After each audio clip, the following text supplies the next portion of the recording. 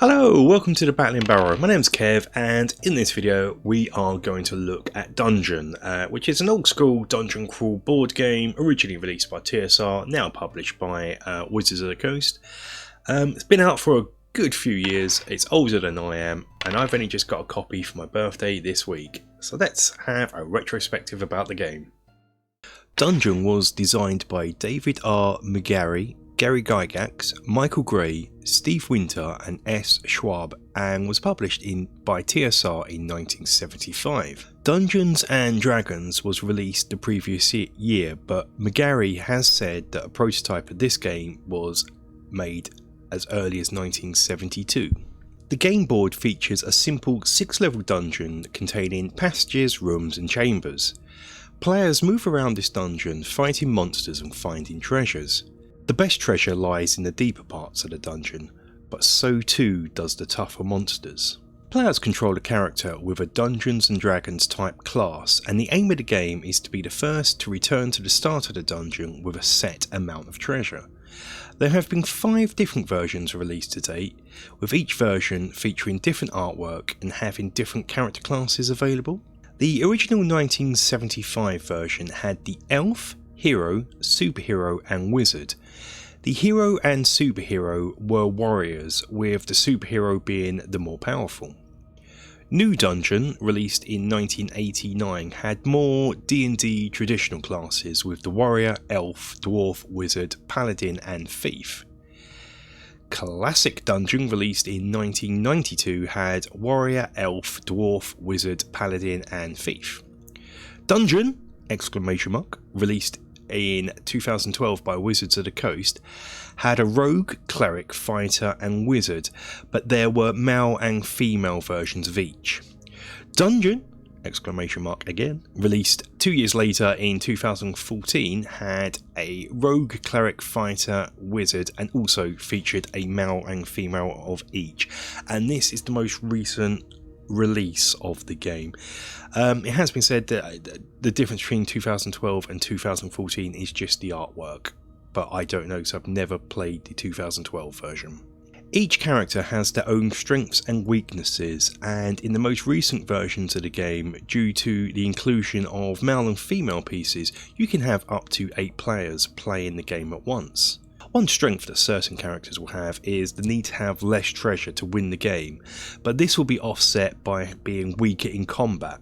This means they will get killed entering the lower, harder levels of the dungeon, so won't be able to get the best treasure, but this is offset by the fact they don't need as much to win.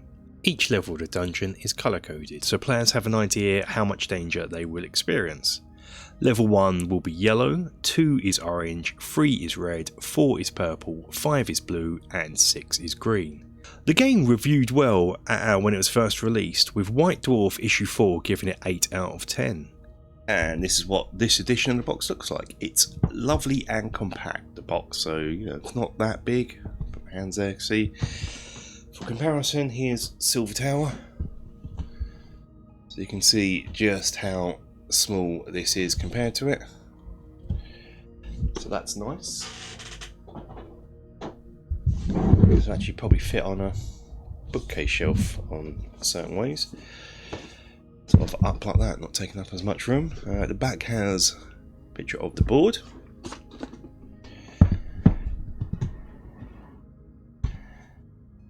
Inside just plain cardboard. We've got the Creo advert for D&D. There'll be more on this later on when we talk about expansions and this. Advert for D&D board games and other bits and pieces. Here from Wizards. Got the rules. This is in some nice, I don't know, almost comic book paper, thick comic book paper, which is nice. But the rules fold out, and they are double-sided. It looks like there's an awful lot of here to read, but it's quite a simple game to play, but just means the rules get clarified nice. But you can just use these quick start rules, boom, get going. Got the rules. We have some cards that are in cellophane still. Let's get these open. Look at these. What we have here is treasure cards. All different pictures, different worths. Magic sword. Yeah, that's really cool artwork. Hope you can see that. Give me a little taste of it. I would if the camera was playing, but I can't. So out some crystal balls, don't know what they are yet. I'll read what these are in the rules. But the treasure deck will have level 3, level 4. So it will have different levels on the back for said treasures. This is, I'm gonna have to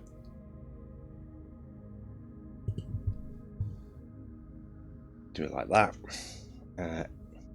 So yeah, level 2. So we're going to continue on treasures here in this deck, but we are also going to have Dierat. Dierat's probably going to be what, level 1 monster. It has all its stats here. Dierat goblins. Ah, yeah, I just love it when goblins sort of look like that in D&D. Again, level 1 kobolds.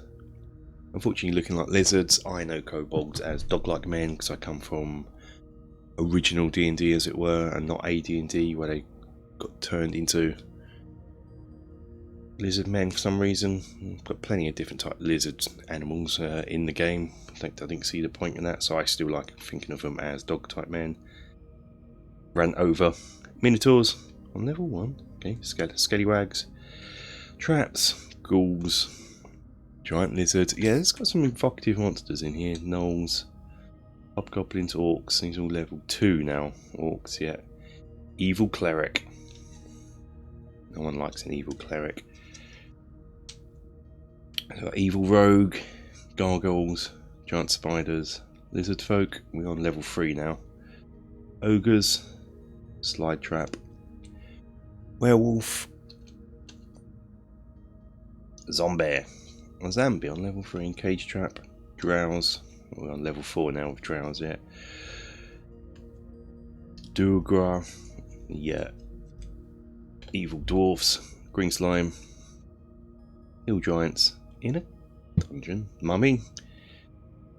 Owlbear, yeah, level 4 owlbear. Trolls, level 4. Black pudding. You can see the shiny. Dried up, on level 5 now. Fire giant, still on level 5. Gelatinous cube. Mind flag, got to be. No, still level 5. Purple worm, 5. God, wait, it's not going to be on level 6. Slide trap. Witch, level 5. Black dragon, you've got to be level 6, yeah. Oh, we've got all the dragons. Black dragon, blue dragon, carrion crawler, level 6. Alright, I think now quite an easy thing.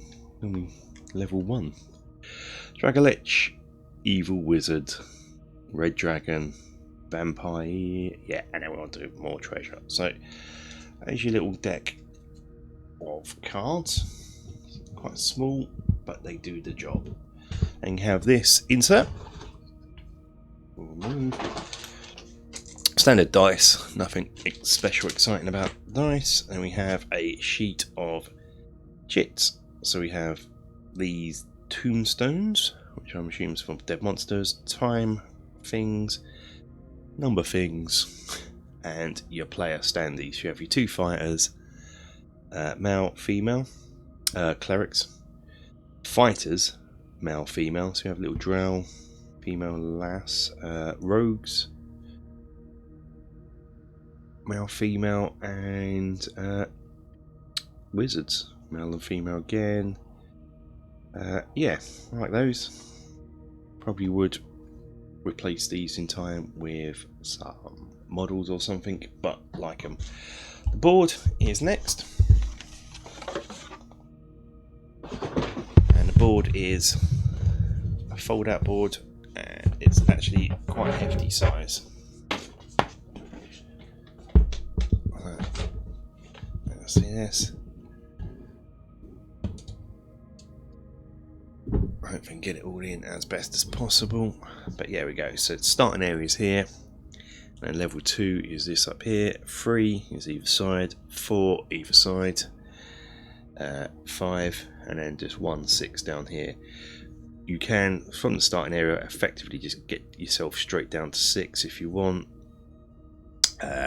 Somewhat easy, where you have to go this way around here, but that's cool. That makes sense. Or there's a secret door here. You could go for this, find the secret door, and go straight to level 6 if you want to. Or you could just bum around the higher levels. Yeah, so it's all very nice. And on the board as well, which if you've got room on board, 'cause all board games should have this, is just a little bit of information and some dreamies for my cat when he comes in, about just reminders of the game. So you've got the colours of the levels here, monsters fight back, sequence of play, and some symbols, find secret doors, what they need to roll, GP to win, and safest levels. That's all very good. So that is what's in the box. This is a standalone game, so there aren't any expansions, but in the latest version you can buy D&D branded Creo figures to use as plan pieces rather than the included card standees. There was also an Apple II computer game based upon the game, released in 1982. The most recent version is readily available from all good game shops and retails for around £30. For the previous versions, it's time to turn to the second-hand market, but you'll pay a hefty markup for what is effectively the same game. So that's our look at the Dungeon board game. I hope you enjoyed the video. This is actually a really cool game just to have a quick hours worth of fun. It's and you want that fantasy feel. Highly recommended. But that's it for this video. Until the next video, stay safe and take care.